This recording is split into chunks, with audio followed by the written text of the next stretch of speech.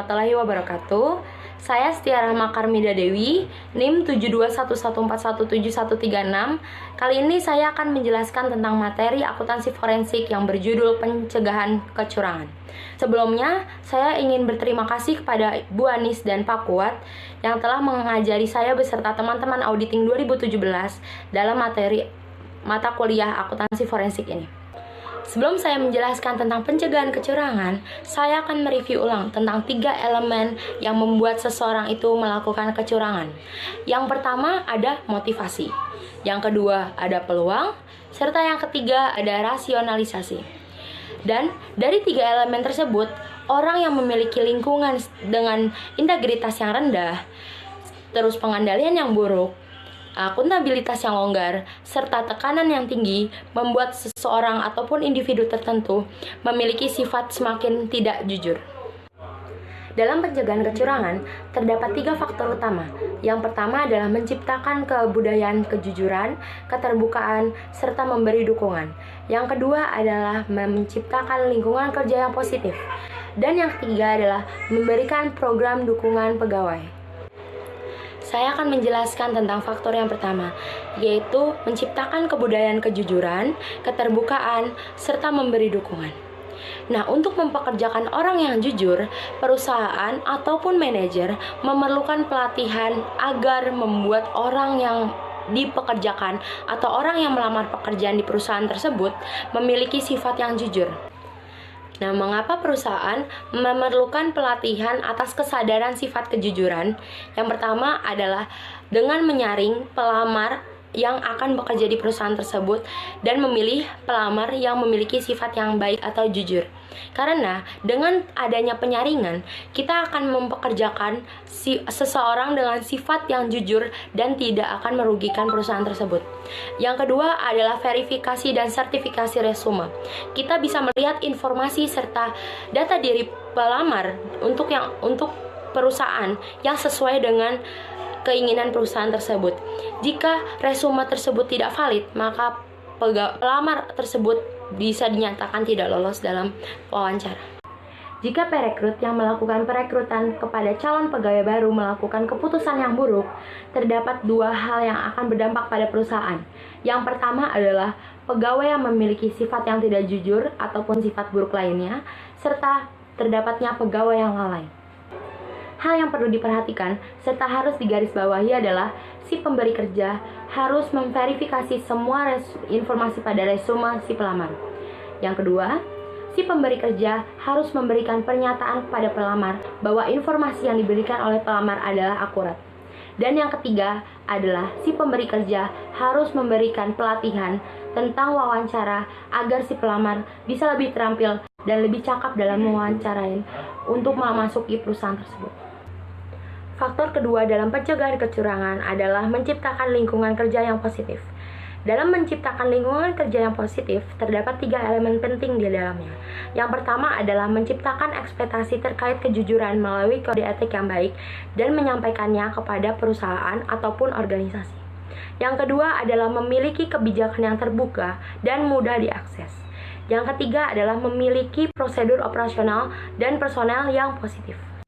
Faktor ketiga dalam pencegahan kecurangan adalah mengimplementasikan atau mengadakan program dukungan pegawai atau biasa disebut dengan Employee Assistance Programs yang disingkat dengan IAP. Nah, IAP itu sendiri membantu pegawai untuk menangani penyalahgunaan substansial, manajemen keuangan, ataupun masalah pribadi, masalah keluarga, ataupun masalah kesehatan. Materi selanjutnya adalah mengeliminasi kesempatan terjadinya kecurangan. Nah, untuk mengeliminasinya, terdapat 5 metodenya. Yaitu yang pertama adalah memiliki pengendalian internal yang baik. Yang kedua adalah memperkecil kerjasama antara pelanggan dengan pegawai ataupun pemasok dengan pihak luar perusahaan mengenai kebijakan perusahaan. Nah, yang ketiga adalah mengawasi pegawai dengan adanya sistem whistleblowing. Keempat adalah membuat ekspektasi hukuman, dan yang kelima adalah melakukan tahapan auditing secara proaktif. Nah, 5 hal ini membuat atau mengurangi kesempatan terjadinya kecurangan. Yang pertama, dengan memiliki pengendalian internal yang baik, menurut Koso, terkait internal organisasi ataupun perusahaan yang di dalamnya itu baik, ini terdiri dari adanya lingkungan pengendalian yang baik, adanya sistem akuntansi yang baik, adanya aktivitas pengendalian yang baik, adanya pengendalian, serta adanya komunikasi dan informasi. Yang kedua, seperti yang saya jelaskan tadi, yaitu memperkecil kerjasama antara pegawai dengan pelanggan ataupun pemasok dengan pihak lain terkait kebijakan perusahaan. Mengapa hal ini harus diperkecil? Karena kecurangan dalam bentuk kerjasama ini sangat sulit terdeteksi, serta menimbulkan dampak yang lebih besar dalam jumlah yang banyak. Tetapi, kekurangan dari sistem kerjasama ini adalah sistem yang lambat, karena manusia ini memiliki pemikiran yang berbeda-beda. Misalkan saya ingin mengajak teman saya si A untuk melakukan kecurangan di perusahaan kita. Nah, saya ini tidak tahu apakah si A ini bisa menjaga rahasia saya jika ingin melakukan kecurangan seperti itu. Selanjutnya yang ketiga adalah mengawasi pegawai dan memiliki sistem whistleblowing. Nah, jika program whistleblowing ini digunakan dengan sebaik mungkin, sistem ini merupakan pencegahan kecurangan yang sangat efektif di mata pegawai.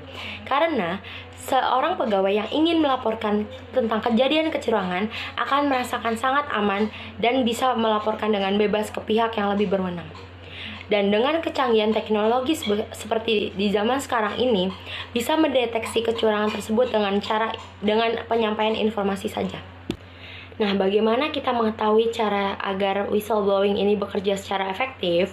Yang pertama itu ada anonimitas, yaitu pegawai dapat yakin melaporkan apa yang dia lihat ataupun seseorang yang melakukan kecurangan. Yang kedua adalah independensi. Independensi ini adalah pegawai yang melakukan pelaporan ini merasakan nyaman saat melaporkannya. Yang ketiga adalah akses. Nah, pegawai ini memiliki akses atau jalur saat melakukan kecurangan, seperti melalui media massa, surat kabar, ataupun melalui telepon. Yang keempat adalah tindak lanjut.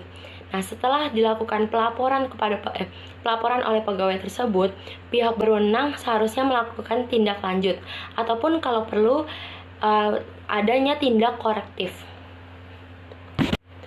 Yang keempat adalah membuat ekspektasi hukuman. Kita perlu menanamkan dalam pikiran pegawai-pegawai ataupun petinggi-petinggi dalam perusahaan bahwa membuat ketidakjujuran atau melakukan hal yang tidak jujur atau kecurangan itu akan dihukum. Hukumannya itu sesuai dengan perusahaan ataupun sesuai dengan petinggi-petinggi perusahaan tersebut. Karena jika dilakukan hanya dengan pemecatan saja, mungkin pegawai ataupun pihak-pihak terkait yang melakukan kecurangan bisa melakukan kecurangan di lain tempat. Nah, yang kelima atau yang terakhir ini adalah melakukan audit kecurangan secara proaktif. Auditing kecurangan yang baik itu terdiri menjadi 4 tahapan. Yang pertama adalah mengidentifikasi resiko eksposur kecurangan. Yang kedua adalah mengidentifikasi indikator kecurangan. Yang ketiga adalah mengembangkan program-program audit.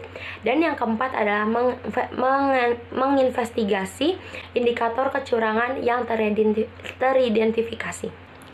Dari penjelasan yang sudah saya jelaskan sebelumnya, kita dapat menarik kesimpulan bahwa untuk menciptakan pencegahan kecurangan dalam perusahaan ataupun dalam pribadi masing-masing, kita dapat membudayakan sifat atau pribadi yang jujur, pribadi yang terbuka, serta memberi dukungan. Dan jangan lupa untuk mengeliminasi kesempatan kecurangan agar kecurangan dalam diri kita ataupun kecurangan dalam perusahaan itu tidak dapat terjadi. Untuk pencegahan kecurangan ini, saya tidak bisa memberikan contoh kasus, tetapi saya akan menjelaskan lebih rinci lagi terkait dengan diri pribadi masing-masing. Sebenarnya munculnya sifat kecurangan atau sifat ketidakjujuran itu terdapat dalam diri kita masing-masing, seperti yang sudah saya jelaskan di sebelumnya.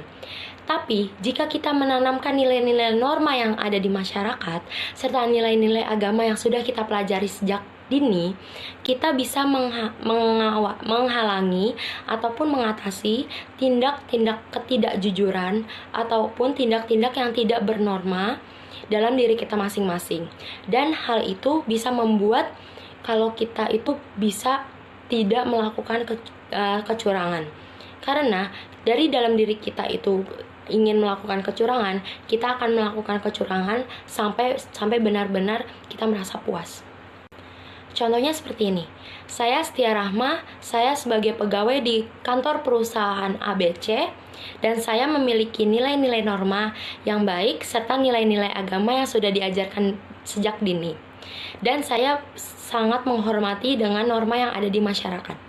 Nah, suatu ketika teman saya sepegawaian dengan saya mengajak saya kerjasama melakukan kecurangan.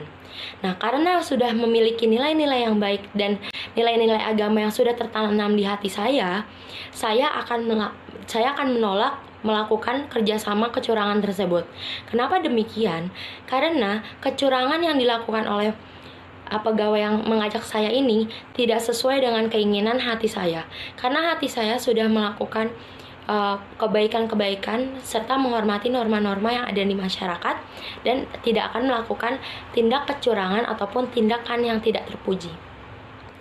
Contoh lainnya, saya Setia Rahma, saya sebagai pegawai di kantor perusahaan ABC, saya memiliki sifat yang tidak terpuji, yaitu saya ingin melakukan kecurangan.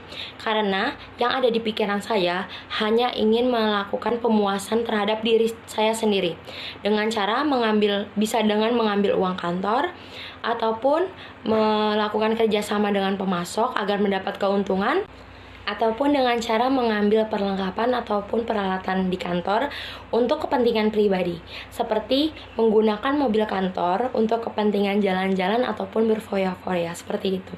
Nah, dari dua contoh ini kita bisa lihat bahwa si Setia Rahma yang pertama dan si Setia Rahma yang kedua ini memiliki sifat yang berbeda. Mungkin Setia yang kedua ini belum adanya pelatihan dan keterbukaan tentang kecurangan. Jadinya dia bisa melakukan kecurangan untuk memuaskan diri dia sendiri. Sekian presentasi dari saya, kurang lebihnya mohon maaf. Terima kasih atas perhatiannya. Terima kasih untuk Bu Anis dan Pak Kuat. Sekian dari saya. Wassalamualaikum warahmatullahi wabarakatuh.